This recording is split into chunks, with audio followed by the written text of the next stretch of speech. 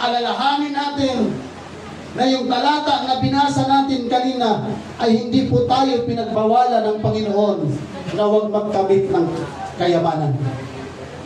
Hindi lahat ng kayamanan sa lupa ay masama. Hindi lahat ng makalupang bagay ang masama. Ang masama lang kapag minahal na natin ang mga bagay na makalupa kaysa higit sa Diyos na atin pong pinaglilingkuran. Tama?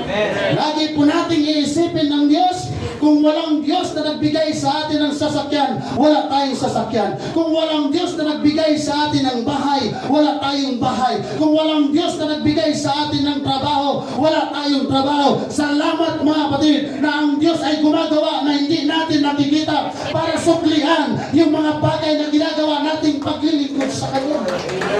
Kaya ang sabi ng ating Panginoon, hallelujah, ang tayong mga tumanggap sa ating Panginoong Jesucristo, tapos ang ating puso nahahati.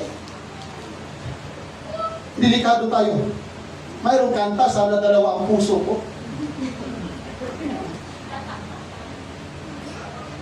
Baba.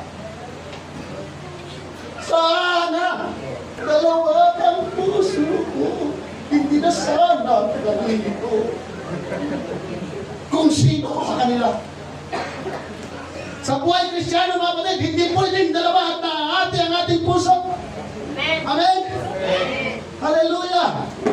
Pag sinasabing makamundong Kristiyano tayo, nabubuhay tayo sa pita ng laman at sa mga makamundong hangarin. Kaya sa unang Juan, sinulat ng banal na kasulatan, mag-ingat po tayo sa ating paglilingkod, mga kapatid. Mag-ingat po tayo sa ating pong pananampalataya. Dahil akala natin Kristiyano tayo, pero sa harapan ng Diyos, hindi pala tayo Kristiyano.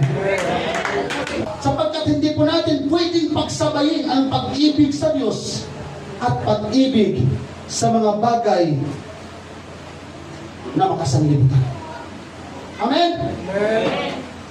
Dahil sa panahon, sa pagtagal-tagal ng ating pong paglilingkod sa ating pong Panginoon, mga kapatid, tayong mga totoong Kristiyano ay natutukso at tinutukso. Number 1, pera.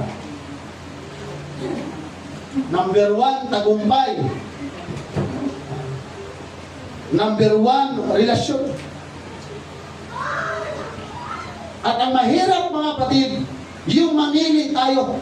Ano ba ang pipiliin natin? Ang maglingkod sa Diyos o yung hinahanap ng ating laman? Ito pong mabigat. Kaya kailangan dapat naunawaan po natin saan ba talaga dapat nakalagak ang ating pong